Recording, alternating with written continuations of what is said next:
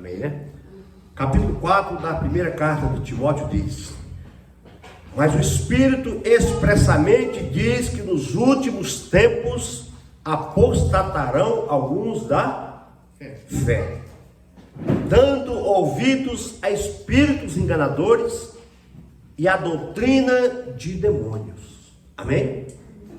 Vamos ler de novo? Nós lemos agora há pouco, no capítulo 3 da segunda carta, que nos últimos dias seriam tempos difíceis ou tempos trabalhosos, né?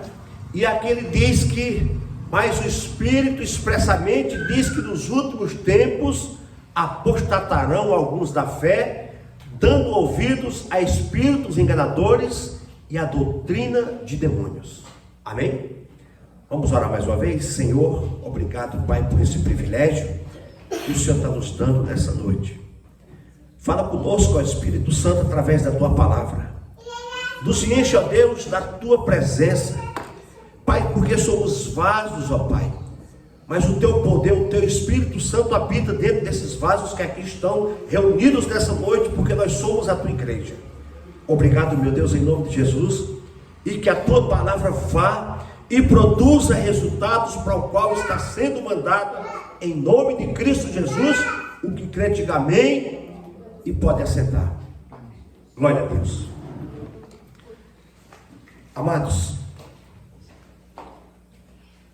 Paulo, ele aqui nos orienta que nesses últimos dias que nós estamos vivendo, expressamente, nos últimos tempos, apostatarão alguns da fé. O que é que quer dizer apostatar da fé? É abandonar a fé, é deixar de ter fé, é perder o amor pela congregação, é perder o amor pela palavra, o gozo, o gosto, o prazer de meditar nas Sagradas Escrituras. É isso que o apóstolo Paulo está falando para nós, queridos, que nos últimos tempos apostatarão alguns da fé, dando ouvidos a espíritos enganadores e a doutrina de demônios. Nós precisamos estar atento, igreja. Nós precisamos estar atento com tudo isso que está acontecendo hoje, e é o que as pessoas, uma boa parcela, uma boa parte dela, estão buscando: os espíritos enganadores, os espíritos enganadores. E o que é o espírito enganador? É o que está surgindo muito aí, os falsos profetas, os falsos pastores, enganando uma boa parte da igreja de Cristo, pessoas sendo enganadas por esses espíritos enganadores. Um dos motivos: muita revelação falsa, muitas profecias falsas, muito oba-oba falso, muito pula-pula falso, muitas coisas que não alegram o nosso coração. Podem alegrar momentaneamente, mas é uma coisa passageira. Quantas vezes você foi revelado e nunca aconteceu, nunca deu efeito de nada? Por quê? Falsos profetas, para encher a igreja de qualquer maneira, para fazer as coisas acontecer de qualquer maneira. É isso que o apóstolo Paulo está dizendo aqui. Fique quietinho, filho, por favor. É isso que o apóstolo Paulo está falando aqui. Mas o Espírito expressamente diz que nos últimos tempos apostatarão alguns da fé. Pessoas que vocês conheceram, que eu conheço, que nós conhecemos, que estão deixando a doutrina de Cristo, que estão deixando a palavra, que estão deixando o ensino, que estão deixando o evangelho, que estão se afastando da comunhão da igreja, da congregação, e estão servindo a espíritos enganadores lá fora. Quantas pessoas, igreja, estão deixando a doutrina de Cristo, os ensinos de Cristo, para se alimentar de coisas fabulosas que está acontecendo lá fora? Quantos jovens hoje já não têm mais prazer de estar na igreja? Quantas pessoas hoje já não têm mais vontade de congregar? Quantas pessoas hoje já não carregam mais a palavra de Deus, já não medita mais na palavra, já não lê mais a palavra. Dia de culto a pessoa não se alegra. Poxa vida, hoje tem culto, deixa eu me preparar cedo, deixa eu começar a orar, deixa eu jejuar pelo culto de hoje à noite, deixa eu me alegrar com os irmãos que vão vir de outra cidade. Não existe mais isso, irmãos. Nós vimos para a igreja de qualquer maneira, de qualquer jeito. Eu não estou falando em questão de roupas, não. Eu estou falando espiritualmente. Nós não nos preparamos mais para vir para a igreja. Você lembra que antigamente, talvez não é do nosso tempo, do tempo de alguns, mas isso alguns anos atrás, bem muitos anos atrás, você via aquelas pessoas, eu falo isso no Nordeste, eu via aqueles amados irmãos que nesse tempo não era cristão, eu via aquelas pessoas chorar de joelho, todos eles carregavam lenço, aquelas irmãs carregavam pano, aqueles homens carregavam lenço, tinha prazer de andar bem trajado, naquele calorzão, todo mundo de terno e gravata, e chorava que soluçava de joelhos na presença de Deus. E hoje, amada igreja, nós não temos tempo mais para isso. Por quê? Mas o Espírito expressamente diz que nos últimos tempos apostatarão alguns da fé. E eu fico preocupado, igreja. Eu fico preocupado porque eu fico olhando, será se alguns ou quantos vão chegar lá? Quantos vão esperar a volta de Cristo com a fé inabalável, com o coração animado, fervoroso na presença do Espírito Santo? Eu fico preocupado, igreja. Hoje é domingo. Eu fico preocupado, cadê a igreja? Cadê os irmãos? Cadê o povo que era para estar aqui fervorosamente louvando a Deus, glorificando o nome do Senhor? Mas Paulo tem ensinado para Timóteo, e esta palavra é para os nossos corações hoje. Mas o Espírito expressamente diz que nos últimos tempos apostatarão alguns da fé. Muitos estão abandonando a fé. Muitos estão abandonando o amor pela casa de Deus. Muitos estão deixando de congregar. Muitos estão deixando de adorar o Senhor em espírito e em verdade. A segunda carta que Paulo escreve a Timóteo, no capítulo 3, no versículo 1, que Yuri, você leu agora há pouco, diz: porém, sabe isto, que nos últimos dias sobrevirão tempos difíceis. Tempos difíceis vai vir. E o tempo difícil chegou.